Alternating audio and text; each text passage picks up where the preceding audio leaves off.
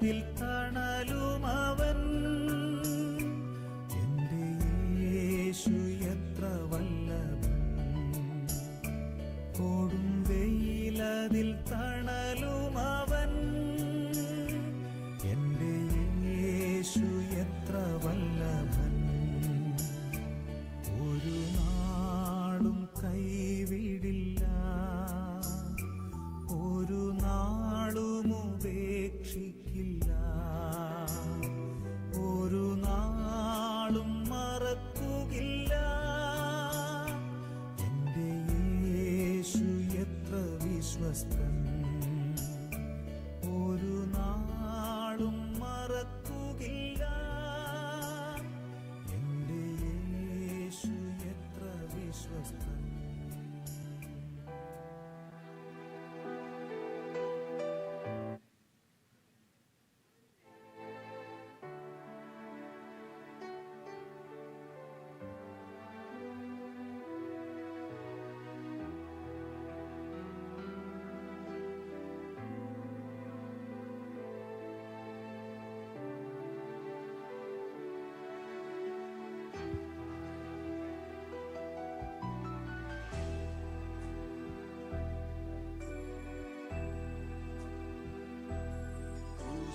കണ്ടു ഞാൻ നിൻ സ്നേഹത്തെ, ആഴമാർന്ന നിൻ മഹത്യാഗത്തെ.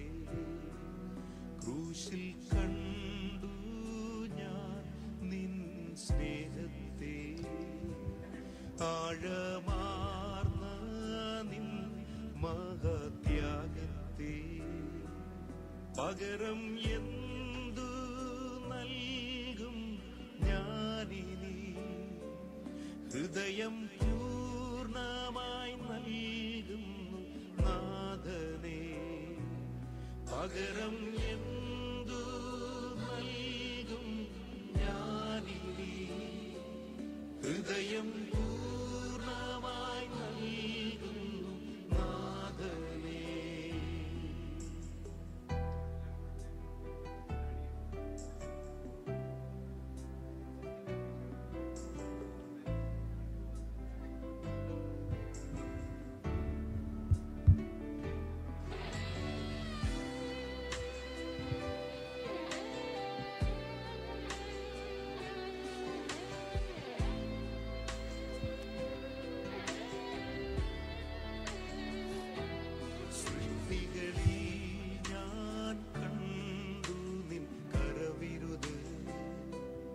അത്ഭുതമാം നിൻ ജ്ഞാനത്തിൻ പൂർണ്ണതയും, സൃഷ്ടികളിൽ ഞാൻ കണ്ടു നിൻ കരവിരുത്.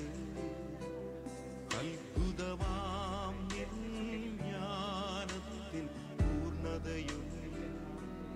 പകരം എന്തു നൽകും ഞാനിനി, നന്ദിയാലെന്നും വാഴ്ത്തിടും സൃഷ്ടാവേ. പകരം എന്തു നൽകും ഞാനിനി, നന്ദിയാലെന്നും വാഴ്ത്തിടും സൃഷ്ടാവേ. ആടിപ്പീണരിൽ കണ്ടു ഞാൻ സ്നേഹത്തെ, സൗഖ്യമാക്കും യേശുവിൻ ശക്തിയെ. ആടിപ്പീണരിൽ കണ്ടു ഞാൻ സ്നേഹത്തെ, സൗഖ്യമാക്കും യേശുവിൻ ശക്തിയെ. പകരം എന്തു നൽകും ഞാനിനി, എന്നാരോഗ്യം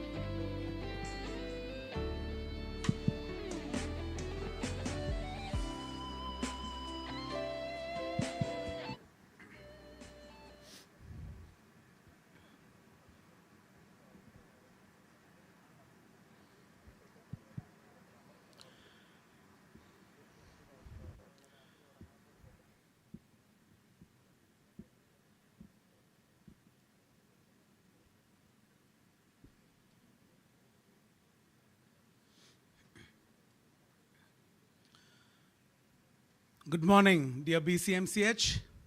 Welcome to one more edition of Quest. And just to remind you all, Quest is a time during the week when we all come together under one roof, a time for learning, a time for reflection, a time for greeting, meeting, and spending time with each other, making new friends, and settling ourselves in this beautiful sanctuary called BCMCH. So welcome to Quest for one more week. And today we have a special speaker in our midst. Before we start with the proceedings, may I request Reverend Father Thomas Varghese Achin, our chaplain Achin, to start with a word of prayer.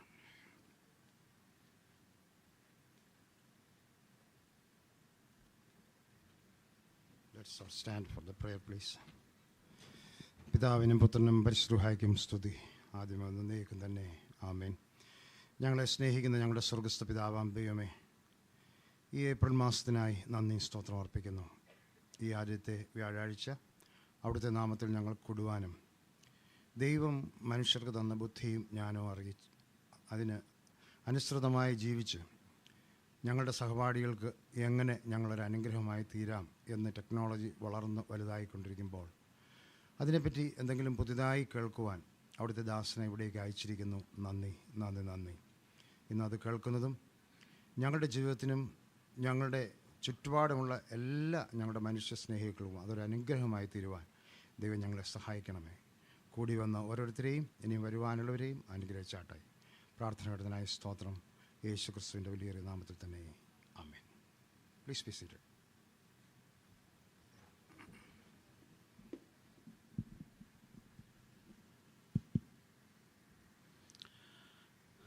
Good morning. Good morning. I want all of you to say with me, Izult.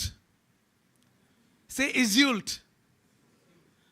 That is the buzzword for the week.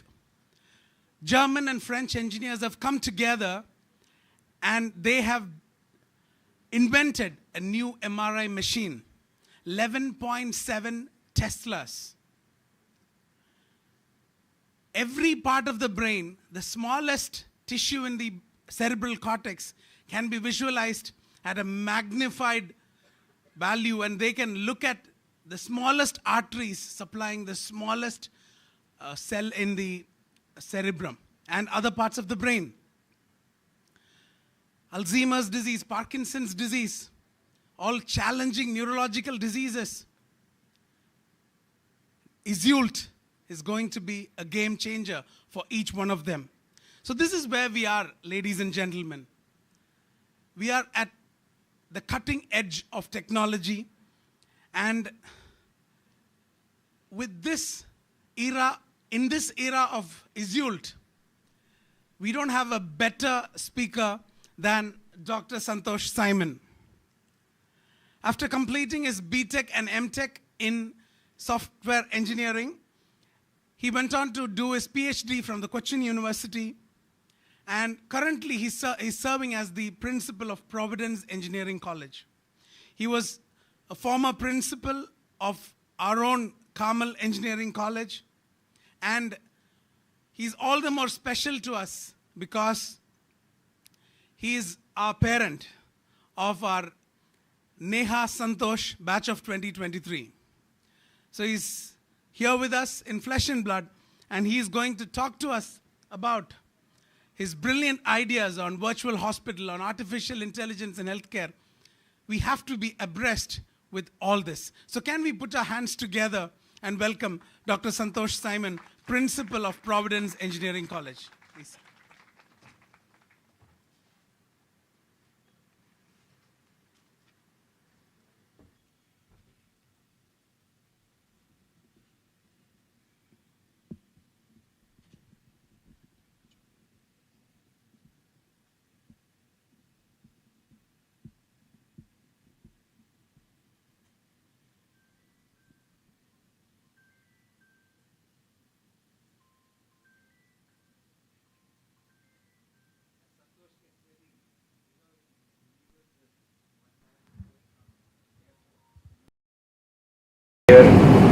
Landed here, man, the tallest and the most handsome. So when I met Santhosh Simon, I thought it's good to give Rajesh some competition. Ida, Rajesh Chaku.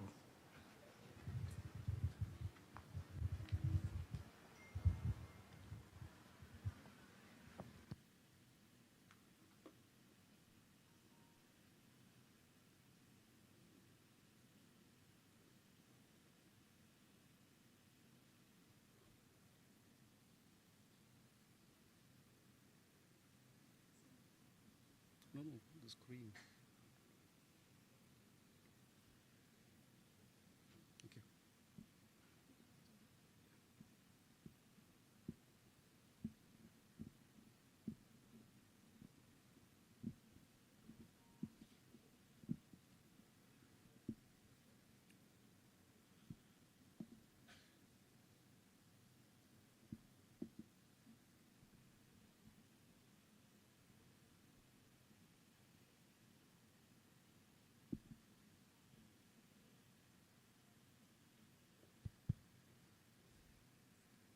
That's right.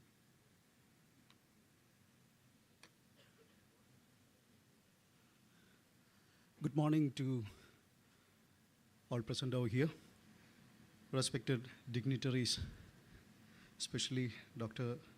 George Chanty, the director, principal ma'am, senior professors, faculty members, interns, and other students and colleagues of Believers Church Medical College Hospital. I'm Dr. Santhosh Simon, as introduced by Dr. Jacob. I'm currently working as the principal of Providence College of Engineering and basically a professor in computer science. I am into the research of wireless sensor networks and other areas in artificial intelligence connected with computer science. I'm here to share some thoughts, my thoughts about this an emerging concept of virtual hospital. And thanks to Dr. George Chanty and Dr. Jacob for providing me an opportunity to present this topic in front of this vibrant gathering present over here. My topic over here is virtual hospital, but connected to the artificial intelligence scenario. And my talk will be having two parts. The first one is introduction to the concept of virtual hospital, and the later half is the briefing of artificial intelligence techniques in the healthcare sector. I'm the Believers team. I'm envy for you for having the opportunity to work with Dr. George Chanty. Especially, I'm also privileged for getting this opportunity to associate with him.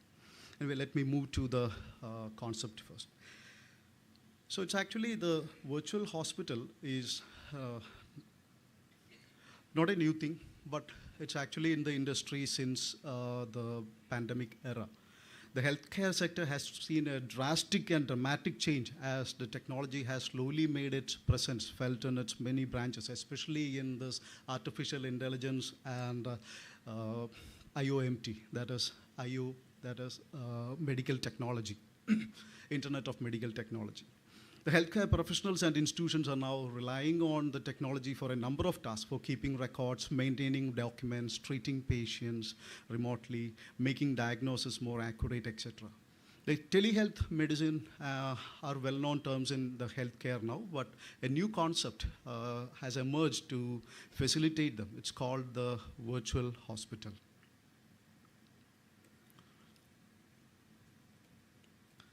Virtual hospitals are those where the doctors and nurses can provide remote care to patients based in another location through a number of devices like smart monitors, IoT-based wearable devices, AI analytics, etc. This hospital, or the concept of hospital, aims to keep very sick patients from coming to the hospital frequently and be in the comfort of their homes, being monitored on a regular basis. One prime example of a virtual hospital which is working is My Home Hospital, Adelaide, Australia. We will just see a video of that. Tonight we can show you the future of hospital care, taking you inside the country's first standalone, nationally accredited virtual hospital. Audio. Acutely unwell patients are able to remain at home and sleep in their own bed.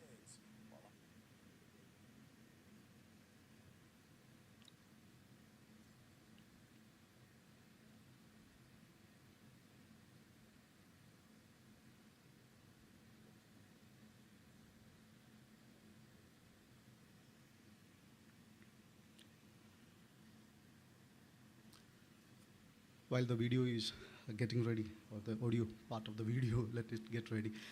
In between, actually, this virtual hospital is a concept where it's a new technology or a adaptation of the different technologies into a new scenario. That is actually, as you know, this, the Uber is an app wherein they don't have any taxi physically, but they are actually hiring the cars or other vehicles from different people and then running that. Like that, the Swiggy, Zomato, they are not having any hotels, but they are providing this food to all. And again, another example is Oyo hotels. They don't have any physical hotels, but they are providing the facility or that. So similar to that, actually, the virtual hospital is a virtually run hospital, or the concept, wherein the facilities of the real hospital will be available to the needy people. So in physical, there is nothing in that, but all the facilities will be provided as and when needed.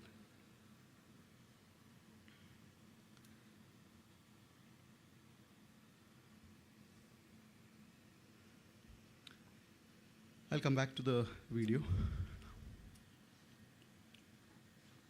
So the virtual hospital is a hospital.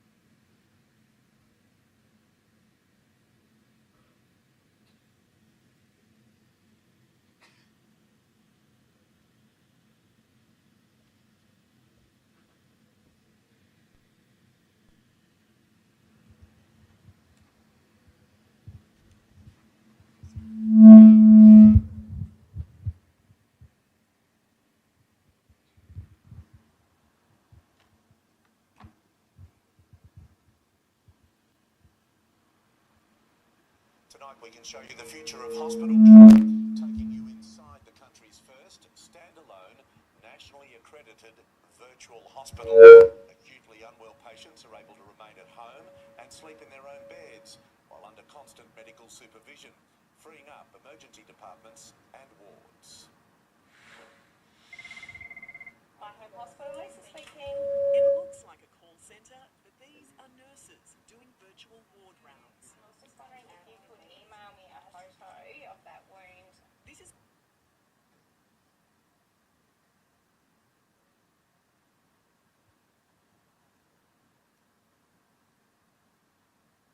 It's okay. Can you please connect this?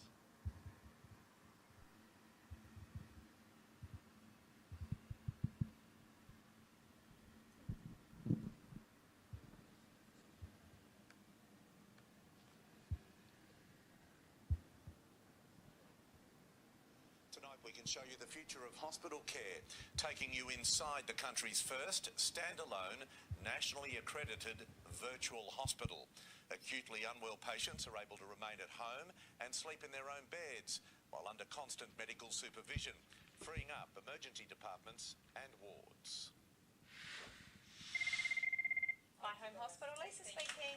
It looks like a call centre, but these are nurses doing virtual ward rounds. I was just wondering if you could email me a photo of that wound. This is the first time cameras have been allowed into the country's first standalone virtual hospital. Set up in Adelaide, a joint venture between Calvary and Medibank, delivering My Home Hospital for SA Health. These patients can be really unwell, often needing blood tests, imaging, oxygen therapy. All of that we deliver directly to the patient in their home. Nurse Elijah is about to visit a patient. He fills his kit bag from the on-site pharmacy and grabs an iPad before heading out. Good morning, Peter.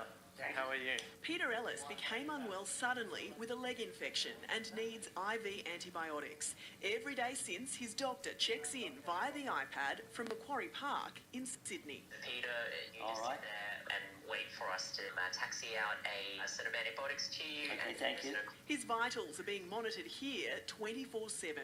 And we're able to track and trend to see where patients are at risk of deteriorating in the comfort of their own home. So if somebody needs to go to hospital, you will know.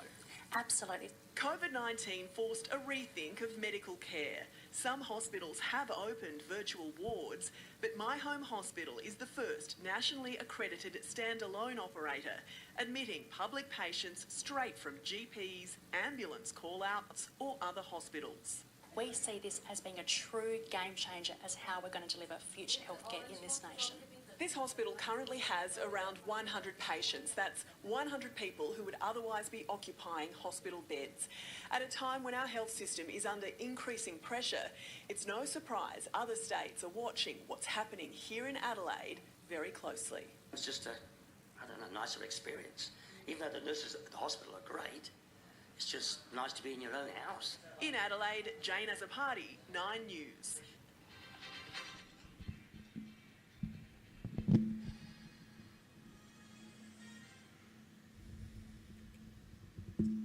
So in a nutshell, that is a concept of virtual hospital and a working example, which is the working in the Adelaide, Australia. Anyway, the virtual hospital is a hospital that delivers acute care to the consenting patients and with eligible conditions. These two things are very important. That is the consenting patients and to the eligible conditions. Virtual hospitals include doctors, nurses, allied health professionals, some X-ray, blood test, medication, and other support services depending on the patient's needs. Patients are visited in the home at least once daily and have regular contact with the care team. This means the patients can receive the acute care they need while enjoying all the comforts of home, which can have a positive impact on health and well-being. So another important aspect over here is for the patients to have the comfort of home while having the treatment. So the benefits of virtual hospital, it can mitigate the clinician shortage. Virtual hospital can become an efficient solution for preventing the lack of clinicians, and it can enable the clinicians to provide more services. The improved patient experience. Virtual hospitals can help reduce the care cost, and the augmented hospital capacity is an additional benefit to this. It enables the healthcare providers to safely send recovering patients home and organize virtual follow-ups. They can admit patients in need of urgent care.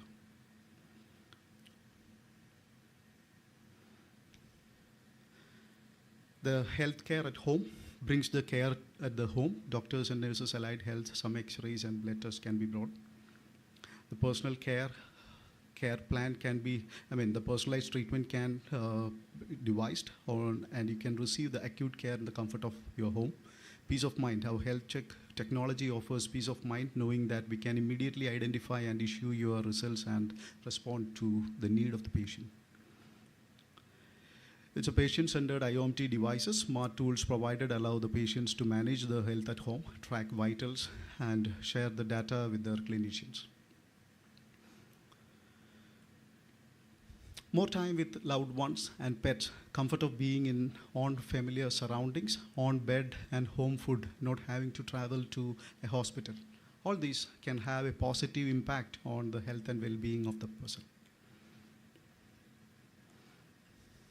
So this is a working of a virtual hospital on a timely manner. The step 1, upon logging in, you will be greeted by a receptionist or an AI-powered chatbot.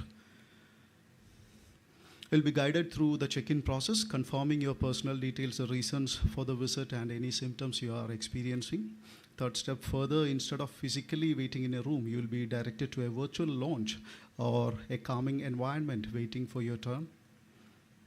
And when it's time for your appointment, you will be connected to a healthcare provider through a secured video call. On step 5, the doctor or the nurse appear through the high-definition video interface, can discuss your symptoms, medical history, and any concerns you just have, like in a face-to-face visit. Depending on the symptoms, the doctor drafts an initial treatment plan and advises for a physical visit to the hospital if necessary. Or if referred to a virtual ward, at the virtual ward, the doctor may request certain diagnosis tests or perform specific assessments at home using wearable devices or smart medical tools to measure the vital signs, collect samples, or conduct basic tests for drafting and the treatment plan. And in a virtual ward, your doctor, nurse, or the paramedic may discuss the option of virtual ward with you, and they can make a referral for you if you are interested and eligible for the service. Your health professional will provide you information, details about your condition and the medical history, medication, etc. And then anything else that necessary. And in step 3, the virtual hospital team will assess your eligibility conditions, your clinical care needs, any risk, etc. And based on the outcome of these tests or evaluations, the patient will be admitted to the virtual ward. So the eligibility is actually the patients may be eligible for virtual hospital treatment if they require acute inpatient treatment for conditions like infections requiring IV antibiotics, pneumonia, daily wound care, long-term oxygen therapy, electrolytes management, etc. You people are experts in that. I don't have to go into that.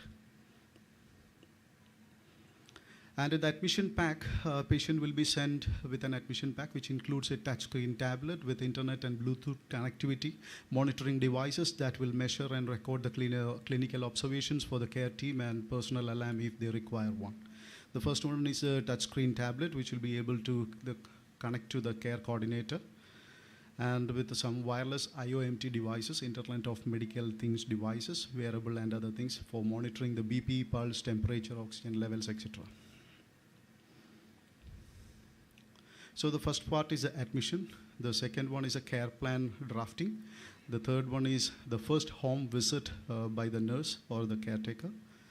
And then the treatment nurses or other healthcare professionals, which include the doctors, will visit you in your home and daily to provide the care you need. All visits will be coordinated by the care coordinator. And once you are eligible for the discharge, based on the advice, the discharge process will be conducted. And the care coordinator will work with the GP and other care providers to help ensure a smooth transition back to your usual healthcare team. So actually what happens if we become more unwell during an admission. Actually, our medical team can be reached at any time, day or night, and they will be in 24 hours, they will be monitoring the vitals and will be in touch with the patient.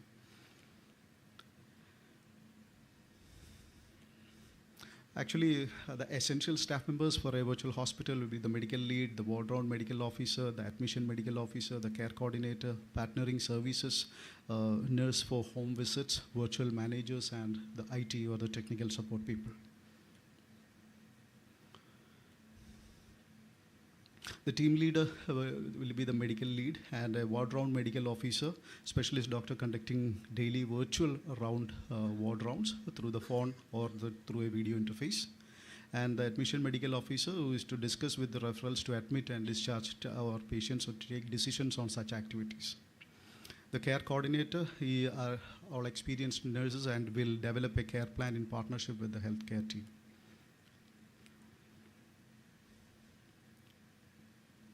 So the main role is for the care coordinator, develop the patient care plan in partnership with the healthcare team, manage home visit, coordinate with pathology, pharmacy, and radiology departments, and then explain services to the patients and nursing attendants, the treatment plan, administration of IV antibiotics, and monitoring of daily things, etc. Then work with the medical officer and other care providers to ensure a smooth transition after the discharge. So that's the role of the care coordinator. And the nursing care, registered nurse staff to visit patients' home to provide care needed. They will set up the health technology and show how to use it. Administer IV antibiotics, insert cannula, such medical things. Monitor patient vitals and update in the application software. So that's the role of the nurse. And people on the server side actually this is a computer-based or the internet-based thing. So basically it is having a patient-side mobile application, the provider-side mobile application, and the cloud server and the database for storing the data.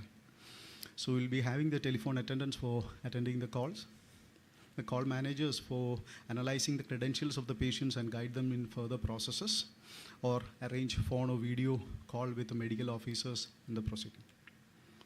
And on the background support, the IT managers ensure the seamless working of the software, apps, call facility, and wireless monitoring devices. So that's a concept of a virtual hospital in a very short way. And by seeing the video, I think the concept is clear to you. And it's an evolving thing around the world. There's Australia, in Adelaide, they have kickstarted this one. Of course, it's actually connected with the insurance team over there, and actually the care and other things are provided free to the patients. And in Saudi Arabia also, they have started the virtual hospital and is actually fully running. And I hope this concept is actually very much applicable in our central Travancore area, because there are very needy persons who are not able to travel to hospitals, and if we can provide the services to the needy people at the comfort of the home and with the strong connection with the relatives in Australia or any other outside the India, if the three parts of the triangle, that is a hospital, the parents and the relatives outside, if they can come together, work under a single platform as a virtual hospital, it will be beneficial to the people in central Travancore especially. So I believe that we have a great opportunity in that. And coming to the second part of this is artificial intelligence in healthcare. It's actually a broad topic, artificial intelligence. We'll not be able to speak about it in half an hour or anything like that. But to say this artificial intelligence is a broad thing in that we have different concepts like the neural networks and other things are there. Anyway, under the umbrella of virtual and this artificial intelligence, it is actually classified the machines that take the human intelligence and human cognitive skills adapted to them. They can take decisions like a human being. If that capability is provided to a machine, we can call them as artificially intelligent. And a subpart of this artificial intelligence is machine learning. It's a subset of this artificial intelligence that allows for optimization. And when set up correctly, it helps make predictions. Actually, this ChatGPT or whatever it is, actually, they are actually predicting the next step. So the prediction and prediction is the main activity of this AI devices, especially in machine learning. And in deep learning, it is actually a much more depth one, and it's a subpart of this deep learning, machine learning. And into those artificial neural networks is a next one in that. And these artificial neural networks are the subset of machine learning and are the backbone of deep learning algorithms. They are called neural because they mimic how neurons in the human brain send the signals one another. So this is a figure of a multiple layer artificial neural network. You have the input layer, many hidden layers in between, and the output layer. This is actually, it's a very big concept, and it is underlying principle or the working of this OpenAI ChatGPT. You are maybe familiar with the concept of ChatGPT. The human brain is having this this neurons and connected like that. And of course, the artificial neural networks is also working like that. Human brain is having, it is estimated that it's having roughly about 100 billion neurons, and each neuron have 7,000 synapses. And roughly, if you calculate like that, it is roughly 700 trillion parameters are actually working in the brain for taking a decision. And compared with the ChatGPT, it's a GPT stands for Generative Pre-trained Transformer. That is a ChatGPT. And roughly 1.8 trillion parameters are actually working in that ChatGPT for taking a decision. That's about 176 billion neurons or neural networks are in this ChatGPT for taking a decision in that.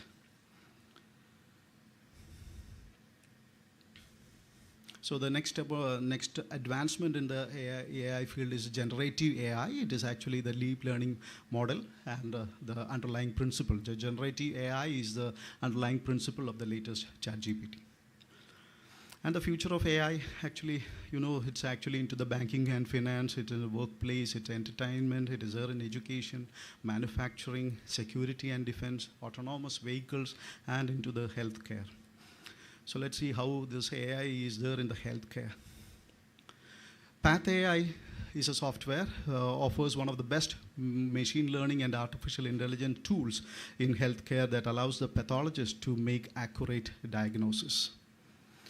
AI-enhanced microscopes are able to scan the harmful substances and bacteria in samples of blood at much faster rate compared to the speed in manual scanning.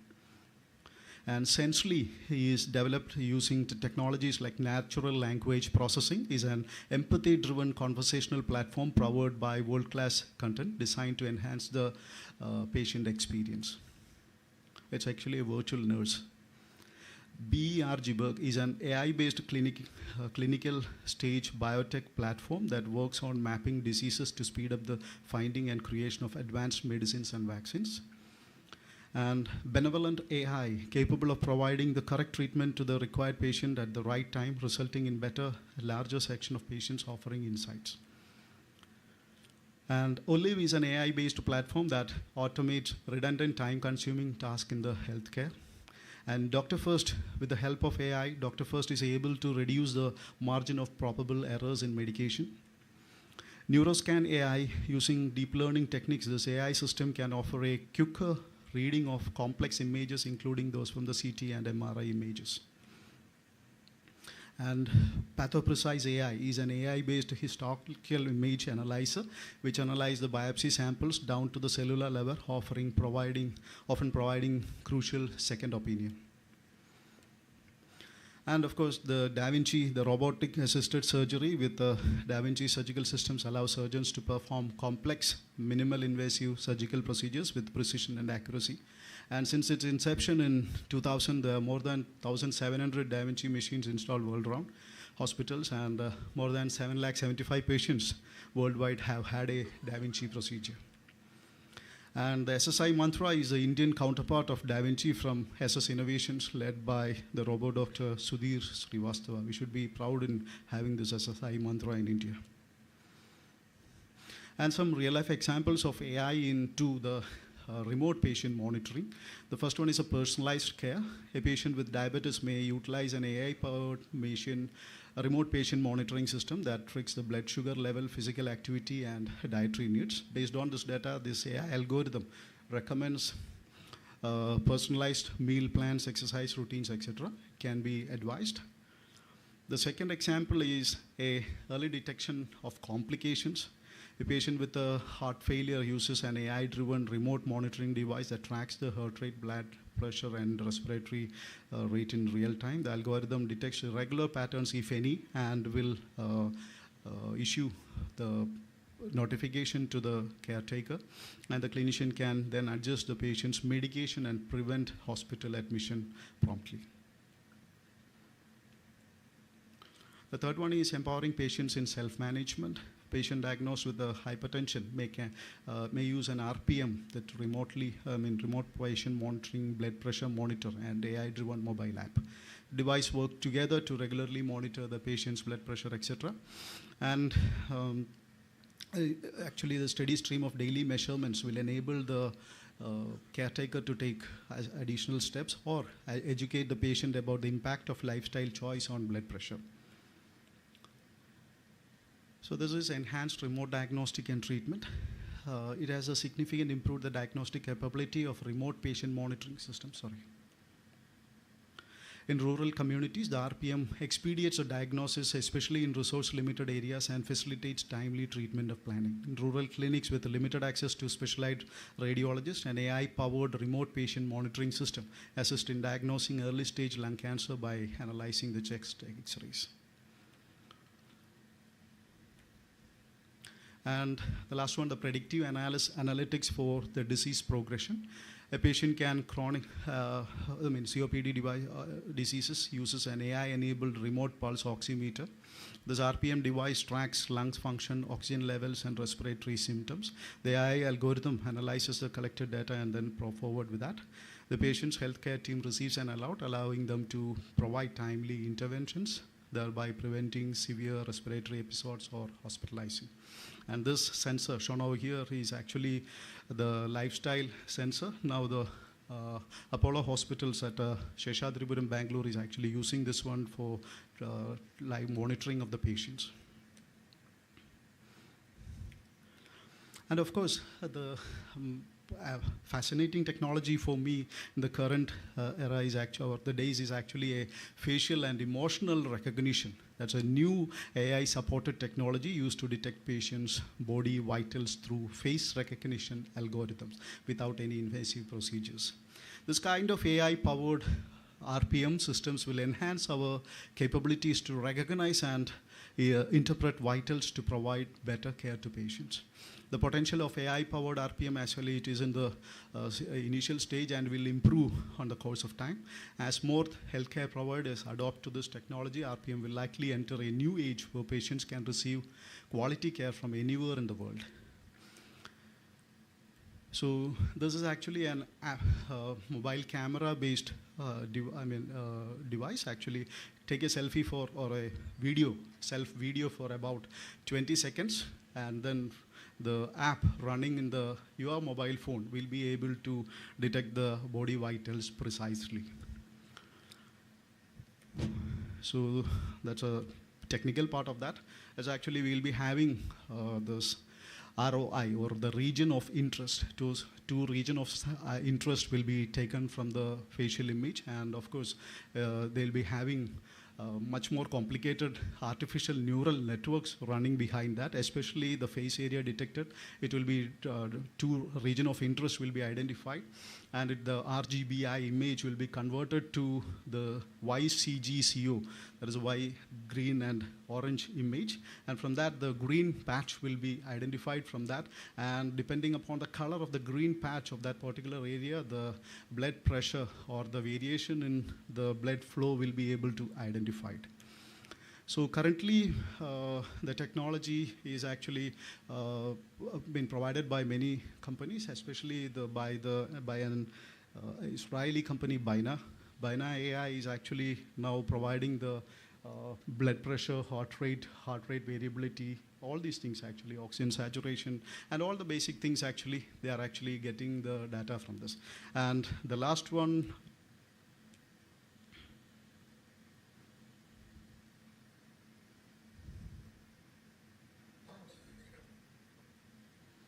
and through these three, the hemoglobin, HbA1c, and the cholesterol total, actually they are in the research of that, and on the lab phase it is running, and initial results are there.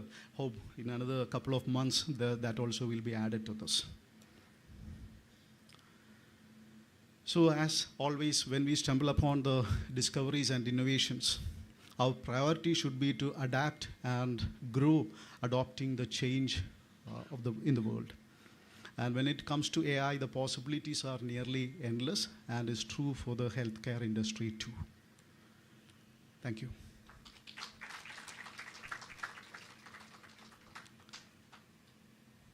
I'm not an expert in this medical field, so if I had made any mistakes, I am extremely sorry for that.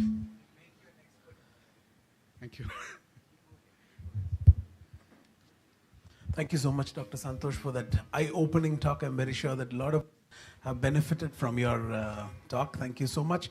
And I'm sure that we are going towards bloodless diagnostics, hospitalless care, and all that, especially for the ones who are in a very bad shape in their health. So with that, any questions? Anybody has a question? You students must be having a lot of questions, no? See, there was a time, see, all of you have used ChatGPT. Suddenly, the letters I get are fantastic, and I'm not able to reply in equal measure. I used to get upset seeing your letters, but now all the letters, even Jiju Joseph sends me beautifully written letters. So the chat GPT is working. So you know that this is good technology. Okay, but so the fact that I don't see a single radiologist here, that I don't see a single pathologist here, means that they're all scared that they're going to lose their jobs. But otherwise, it's true, it's the other way around. Without getting into AI, we will lose our jobs because everything is going to work this way. So I'm hoping, Santhosh, we'll teach you medicine, you teach us. Thank you, sir. This one, so that we can collaborate together. And there is so much that, so I hope in the next few days, all of you will ask questions. Anil Kumar Sivan, your whole department should have been here. Because there was so much here that we could have picked up. If from this part of my face you can tell me what my emotions are, then we are into something very big. So, Santhosh, that was a fantastic talk. Thank you, sir. Thank you. And if only we had listened with open minds and hearts, we ourselves would have written down a lot of ideas. I hope you have. If you haven't, I want you to please write it down, because Santhosh is open and their college is very near. So again, I'm worried because my institution in Vellore has started going into this in a big way. If they've started going into it, I'm very sure that Apollo and all the other groups must be into this in a big way, and we'll be left behind. We could be leaders in this field, and it is not just the virtual hospital. There'll be so many other things. I've requested Dr. Philip Matthew. Actually, he's angry with me because 3 years ago he came and brought AI, and I didn't encourage him, so he's angry with me. So he's waiting for me to struggle a bit. So don't be angry with me. I'm converted. Please, we need to get it done. Any questions? Yep.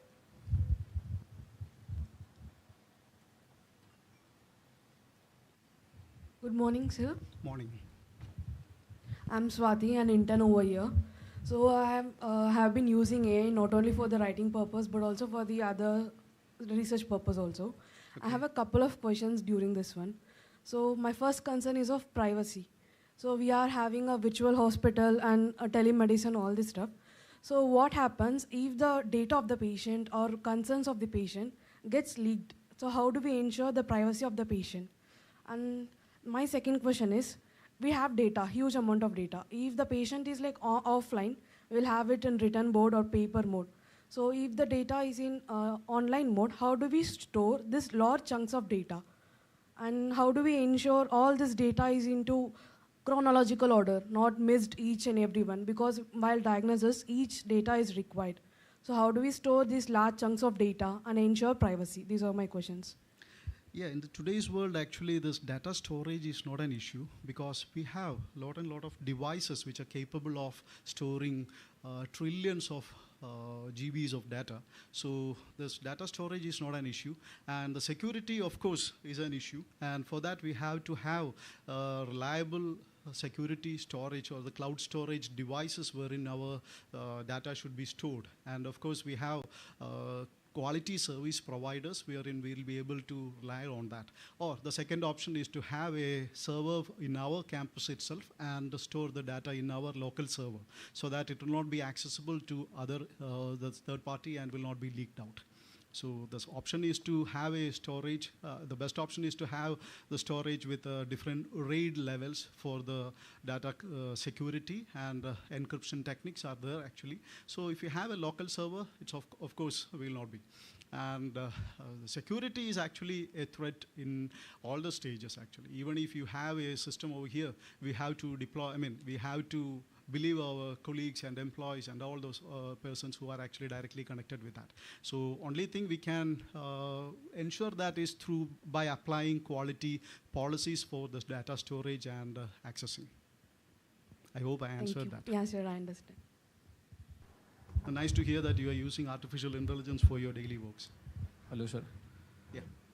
Sir, my question is, which type of job and roles will be emerging in the era of AI?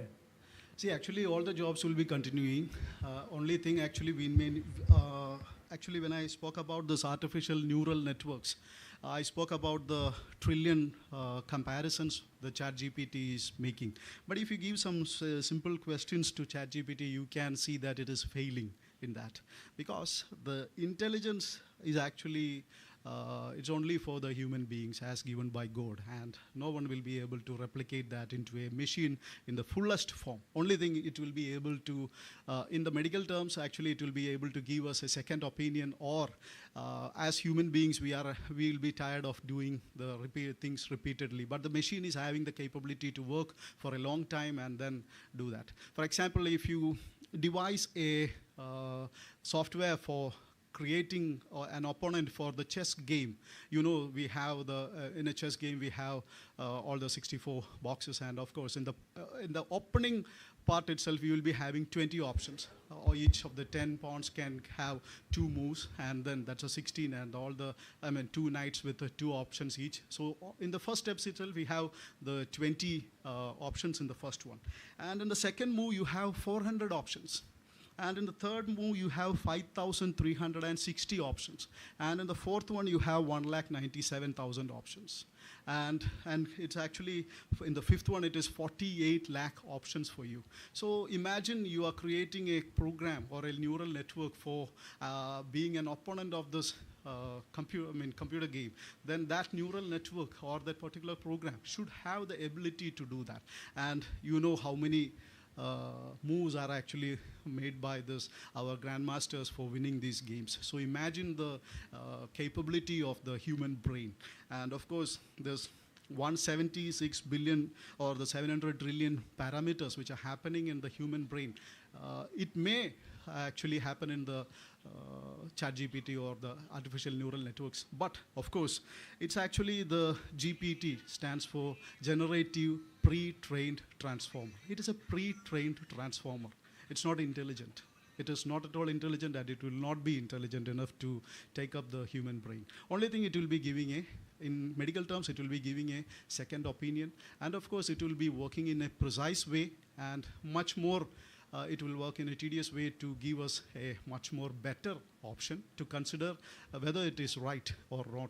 And of course, the medical practitioners or the job runners will be actually benefited with this. Actually, it's not going to take away any job, but of course, it will be a tool which will be helping us to do our daily jobs. And as you suggested, there is no replacement for doctors, but of course, I should say that all the doctors or the future doctors who should be experts in AI too, so that we will be able to use this AI technology for the betterment of the human society.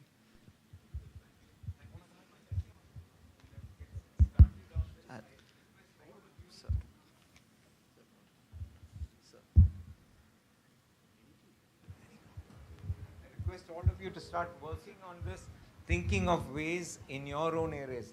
Thank you. I really appreciate you for what you said. So if you started using it, yeah. So one more doubt. So actually, this is a really revolutionary concept. Like, it's very much needed in Kerala because there is an increase in old age population in Kerala. Exactly. So, actually, I was thinking, sir, actually you had talked about X-rays and blood tests being conducted. Yeah. But unlike developed countries, India is a developing country with the roads are not very straight. And so how will you go about doing this? Like, if you want to take an X-ray, I mean, usually right now the patients have to come to a hospital or a center to take an X-ray. Now, how will you bring the X-ray machine to them? Do you have any ideas? I hope we have portable X-ray machines. Isn't it? You're saying the X-ray machine will go to the patient? If necessary, if the patient is actually bedridden or something, I mean, if he or she is not able to be taken to the hospital, then we have to do something like that. And of course, this ECG and other things were actually difficult all these years, right? But now actually the mobile phone applications are able to do that, at least on a single lead or 2 lead like that. But in the future and in coming months, actually, that also will be possible. I don't think we are going to keep a machine here and send all the rays across to the home. That would be foolish, no? Because that's radiation. So I think as far as radiology goes, you'll have to take the machine there, and smaller machines might come. Glucose monitoring. Yeah. No, but I'm saying for radiology, we don't, it's a bit. Thank you. Please ask questions like that. So, thank you. Santhosh, thanks again. Just before we conclude, yesterday was a red letter day for us in Believers. All of you have been struggling, wondering where is the next step, and we made a momentous decision to start the cancer center for Dr. Jomsi George in the other 19th floor building that everybody was asking you what is that building for, and we said it is a mall, but it is going to be converted into a cancer center. So if you want to talk to Jomsi, please talk now, because in a few months' time you won't get him. He'll be a very busy person. So may I? Thank you. So Thank you. thank you so much, sir. And we have some respite that you say that artificial intelligence is not going to overtake human intelligence anytime now. So it's only temporary though. So thank you so much, sir. And before we wrap up, may I request beloved director George Chandy, sir, to hand over a token of gratitude to Dr. Santhosh.